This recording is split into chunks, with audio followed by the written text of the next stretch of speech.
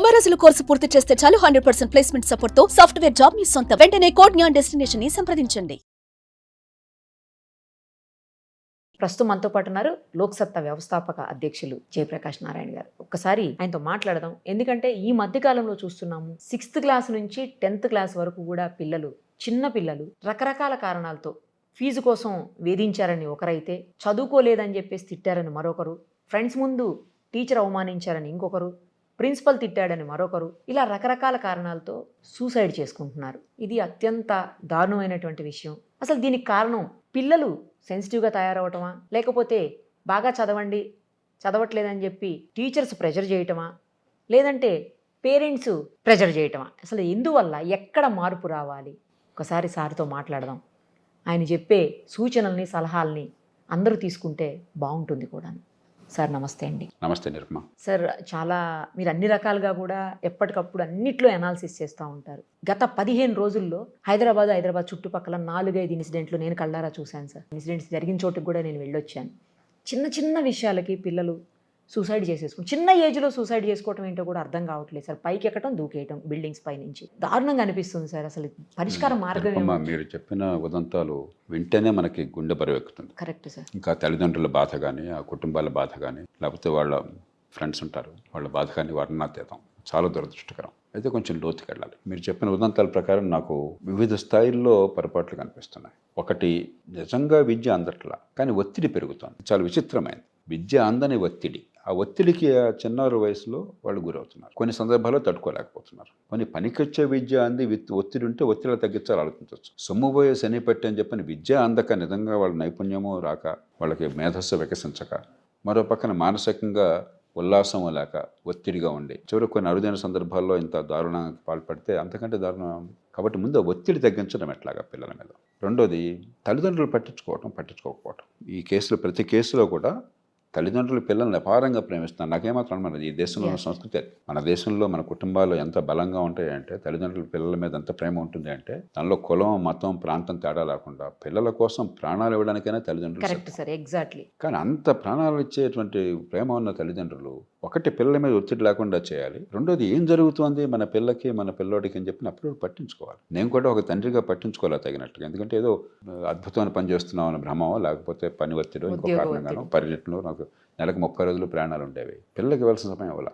కానీ ఎంతో కొంత ప్రయత్నం చేయకపోతే, నాకు ఏ సమస్య వచ్చినా కూడా, నాకు మనసుకి ఏ బాధ కలిగినా కూడా మా అమ్మ ఉంది, మా నాన్నగారు ఉన్నారు, ఆ ధైర్యం లేకపోతే పిల్లలకి, ఆ చనువు, ధైర్యము, ఎప్పుడైనా సరే నేను తలుపు తట్టగలను, ఫోన్ చేయగలను, లేకపోతే మాట్లాడగలను, చెప్పగలను, మనసులో అన్న బాధ తీరుతుంది, నాకు అండగా ఉంటారు, నమ్మకం లేకపోతే పిల్లలు ఏమవుతారు? ఆ చిన్నారులకి తల్లిదండ్రులే కదా. అవును సార్. ఏమన్నా ఇక్కడ ఏ సమస్య వచ్చినా కూడా మన దగ్గరగా చెప్పుకునేది. కాబట్టి తల్లిదండ్రులు కూడా ఆ ప్రేమ ఉంటే చాలదు, కాస్త పట్టించుకోవాలి ఏం జరుగుతుంది. ముఖ్యంగా మానసికంగా ఒత్తిడికి గురవుతున్నారు. కొందరు బుల్లింగ్కు గురవుతారు. అక్కడ ఎవరో ఒకటి పిల్లల్ని వేధించే వాళ్ళు ఉంటారు. కాస్త బలం ఉన్నవాడు, లావు ఉన్నవాడు, పొరుగున్నవాడు, ఇంకొకడు. మరికొందరు టీచర్లు పిల్లలకు అద్భుతంగా బాగు చేస్తున్నాం అన్న భ్రమతో వాళ్ళని కొడుతూ ఉండొచ్చు, లేకపోతే 10 మంది ఎదురుగా తిడుతూ ఉండొచ్చు, అవమానిస్తుండొచ్చు. కాబట్టి మనం ఖచ్చితంగా ఆ ప్రయత్నం చేయాలి. మూడోది, విద్యా బోధనలో కొన్ని మౌలికమైనటువంటి ప్రమాణాలు పాటించడం. అసలు కొట్టడం అనేది పరిష్కారం కానే కాదు. ఒకప్పుడు సరే ప్రేమతోనైనా ఒక దెబ్బ వేసేవాళ్ళు, అది చెల్లిపోయింది, పెద్ద పట్టించుకోవాలి.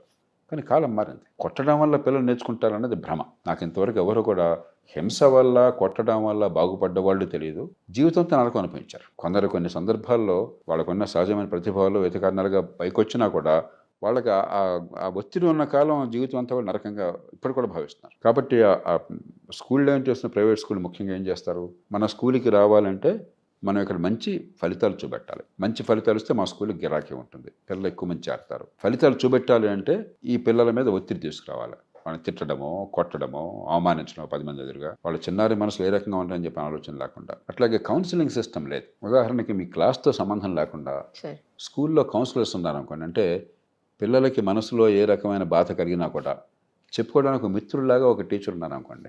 కాస్త కొంచెం సైకాలజీ అర్థం చేసుకున్నవాళ్ళు కానీ, కొంచెం పిల్లల గురించి ఆప్యాయంగా మాట్లాడేవాడు కానీ, చాలా సమస్యలకు పరిష్కారం అవుతుంది. అయితే ఇంట్లో తల్లిదండ్రులు, లేకపోతే కాలేజీలోనో, స్కూల్లోనో కౌన్సిలర్. అప్పుడు మన మనసులో బాధ చెప్పొచ్చు, లేకపోతే ఇంకేదైనా ఆలోచన ఉంటే పంచుకోవచ్చు. పర్స్పెక్టివ్ అంటాం, సమ్యక్ దృక్పథం. ఆ దృక్పథం మనకు అవుతుంది. నాకు తెలిసిన వరకు అలాంటి ప్రయత్నం ఎక్కడ జరగట్లేదు.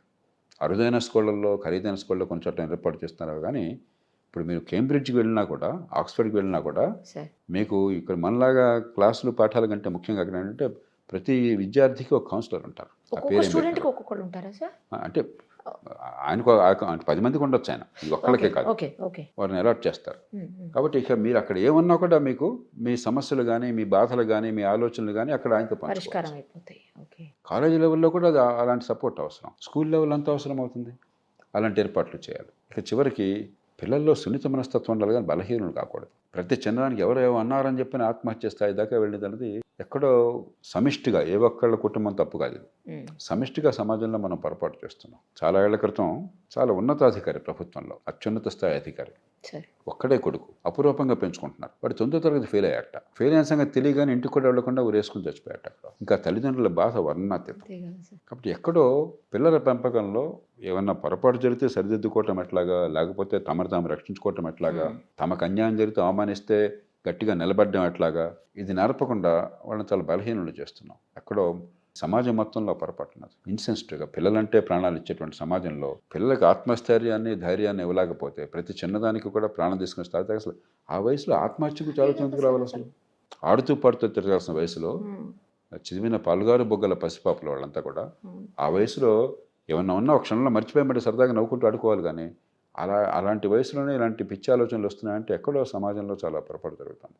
మనం ఖచ్చితంగా బాల్యాన్ని గౌరవించాలి, ప్రేమించాలి. మన దేశంలో ఉంది ఆ సంస్కృతి. తల్లిదండ్రులు చాలామంది భారతీయుల పిల్లలకి బాల్యం అపురూపమైన కాలం, ఒక స్వర్గం లాంటిది. ఆ తల్లిదండ్రుల నుంచి వచ్చే ఆప్యాయత కానీ, గారాభం కానీ, ముద్దు మురిపాలు కానీ, లేకపోతే తాతలు, నాయనమ్మలు, అమ్మమ్మలు, అపారంగా మనం సమాజంలో పిల్లలకి అద్భుతమైన కాలాన్ని ఇస్తాం. కానీ కొన్ని చోట్ల జరుగుతున్నాయంటే ఎక్కడో ఆ పిల్లల మనసుల్లో కావాల్సినటువంటి ఆలోచన, ధైర్యాన్ని మనం ఇవ్వలేకపోతున్నాం.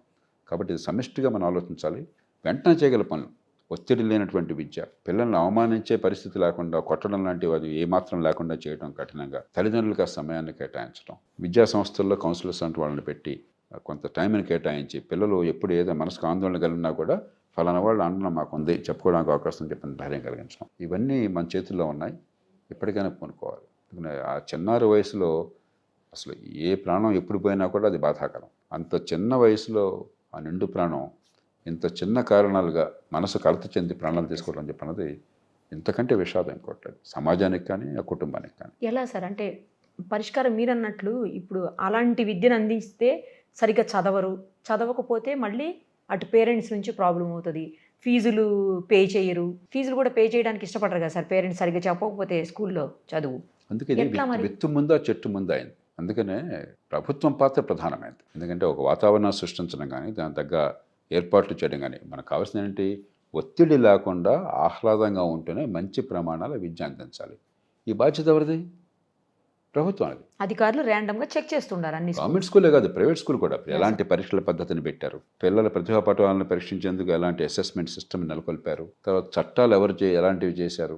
లంచాలు మింగటం కోసం చట్టాలు కాకుండా, నేను కొంచెం పచ్చిగా చెప్తాను, ఇప్పుడు ప్రైవేట్ స్కూల్ మీద రెగ్యులేషన్ చెప్పంటే లంచాలు మింగటం అంతే, పెద్దానికి ఏదో వంక పెట్టి లంచాలు మింగటం అంతే తప్ప అక్కడ అసలు వాళ్ళతో విద్యా సంస్థలతో కూర్చోవడం కానీ, వాళ్ళ ఇబ్బందులు వాళ్ళకు ఉంటాయి, వాళ్ళ ఇబ్బందులు గమనించడం కానీ, ఆ ఫీడ్బ్యాక్ తీసుకోవడం కానీ, చట్టం తరపున ప్రభుత్వం చెప్పాల్సింది చెప్పడం కానీ, దాన్ని పర్యవేక్షించడం కానీ ఏమైనా జరుగుతుందా? ప్రభుత్వ స్కూల్ లేదు, ప్రైవేట్ స్కూల్లో లేదు. ప్రభుత్వ స్కూల్లో పూర్వం ఇన్స్పెక్షన్లు ఉండేవి నిరంతరం. ఓకే. మేము స్టూడెంట్స్గా ఉండగా 60 ఏళ్ల క్రితం కూడా ఇన్స్పెక్షన్లు ఉండేవి. మాకు జిల్లా స్థాయి నుంచి, జిల్లా పరిషత్ నుంచి కానీ, లేకపోతే డిఈఓ ఆఫీస్ నుంచి కానీ ఇన్స్పెక్షన్లు ఉండేవి.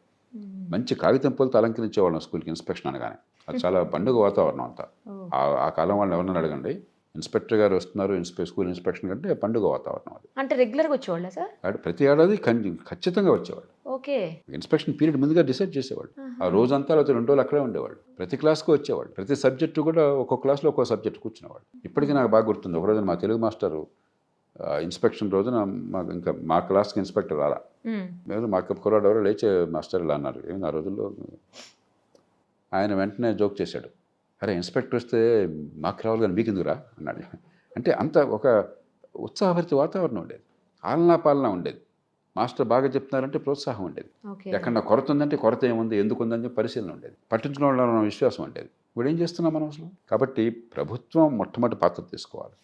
ఇక రెండోది, ఒకసారి ప్రభుత్వము చట్టము సరైన పద్ధతులను ప్రవేశపెట్టినట్టయితే, పరీక్షల పద్ధతి కావచ్చు, లేకపోతే ఈ వ్యక్తిగతంగా అవమానించడం కానీ, చిన్నారి వయసులో ఏంటంటే ఇప్పుడు మనకి ఈ వయసులో కూడా ఎవరన్నా ఒక మాట అంటే అవును సార్, చాలా బాధ అనిపిస్తుంది. చాలా రోజులు కొంత అందులో అవును. డక్కాముక్కలు తినేవాళ్ళు కొందరు ఉంటారు, పాపం వాళ్ళు దర్శన చర్మ అదృష్టవంతులు పెద్ద ఉండదు. కానీ సున్నిత మనస్కులకి అవును, ఒక్క correct మాట అంటే చెప్పారు అది చాలా కలచి వేస్తుంటుంది. అలాంటిది చిన్నారి వయసులో ఆ పర్స్పెక్టివ్, ఆ సమ్యక్ దృక్పథం లేనప్పుడు ఒక మాట లేకపోతే ఒక దెబ్బ పడితే కొంతమంది మనసు ఎంతగా గాయపడుతుంది. మరి దాన్ని మనం అడ్డుకోలేకపోతే, దాని తగ్గ వాతావరణం ఏర్పాటు చేయలేకపోతే తప్పమందే కదా. అంచేత వివిధ స్థాయిల్లో ఈ పని చేయాల్సిన అవసరం ఉంది.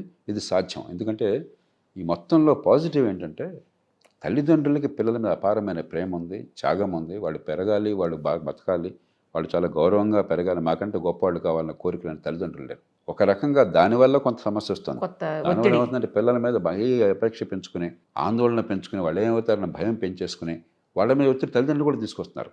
దురుద్దేశం ఏం కాదు దీనిలో. అవును, అవును నా సార్, పిల్లలు బాగుపడాలి అవును. అని చెప్పాను, మార్కులు బాగా రావాలని చెప్పాను, లేకపోతే మరొకటనో, మనకి ఒక ఆహ్లాదకర వాతావరణం, ఒక సమ్యక్ దృక్పథం లాగా జీవితంలో అన్ని కోణాలు చూసాము.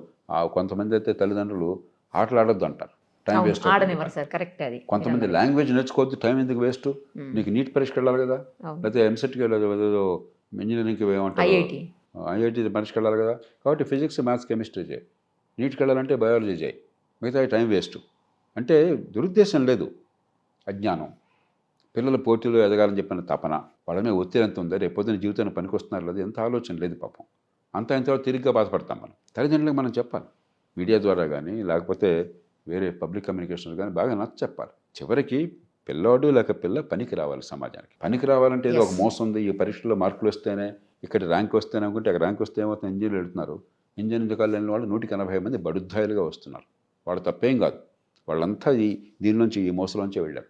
ఈ పరీక్షలు, ఈ ర్యాంకులు, ఈ ఎంసెట్లు, దానిలో మళ్ళీ ర్యాంకులు, ఈ కొట్టడాలు, ఈ తిట్టలు అవన్నీ భరించి వెళ్ళారు. ఇంజనీరింగ్కి పోయారు, పొట్టకొస్తే అక్షముక్క రాదు, దేనికి పనికిరారు.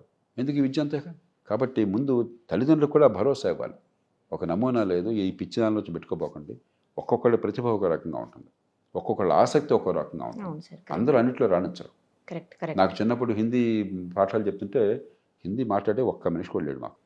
ఒక్క మనిషితో ఈ గ్రామాల్లో ఏం మాట్లాడతాం, హైదరాబాద్లో కాదు కదా, ఒక్క మనిషి కూడా లేడు. కాబట్టి కృత్రిమంగా నేర్చుకోవాలి. ఆ కా కీకే అర్థమే చావు. పెద్దానికి పుంలింగమో స్త్రీలింగమో. మన తెలుగులాగా మనకు పుంలింగం, స్త్రీలింగము, లేకపోతే న్యూట్రల్ అంటారు, మనకు గొడవ లేదు. సోఫా అంటే అది అంటాం, ఆమె అతను అనం మనం. హిందీలో అదేమిటో గొడవ, ఆ గొడవ అక్కడి నుంచి ఇవన్నీ వస్తాయి. చికాకు అనిపించేది, అనవసరంగా ఒత్తిడి పెడుతున్నాం మనం. చేత ఎలాంటి ప్రతిభావంతులకైనా సరే కొన్ని సబ్జెక్టులు కొరుకున పడవు, ఆసక్తి ఉండదు.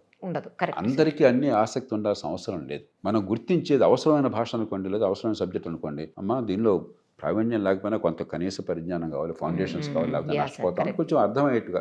చాలామందికి లెక్కలంటే భయం, ఎందుకని చెప్పేవాడు వాడికి తెలియదు లెక్కలలో చెప్పాలి, వాడు బట్టి పేస్తున్నాడు. నేను చాలామందిని 7వ తరగతి, 8వ తరగతి, 10వ తరగతి ఉన్న వాళ్ళని భిన్నాలు అడుగుతాను, చిన్నవి. ఉదాహరణకి 2 భిన్నాలు ఇచ్చి 2/7 లేకపోతే 2/5 ఏది పెద్దది ఏది చిన్నది అంటే 190 పడి తప్పు చెప్తారు. ఎందుకంటే భిన్నం అంటే చెప్పలేవు అసలు.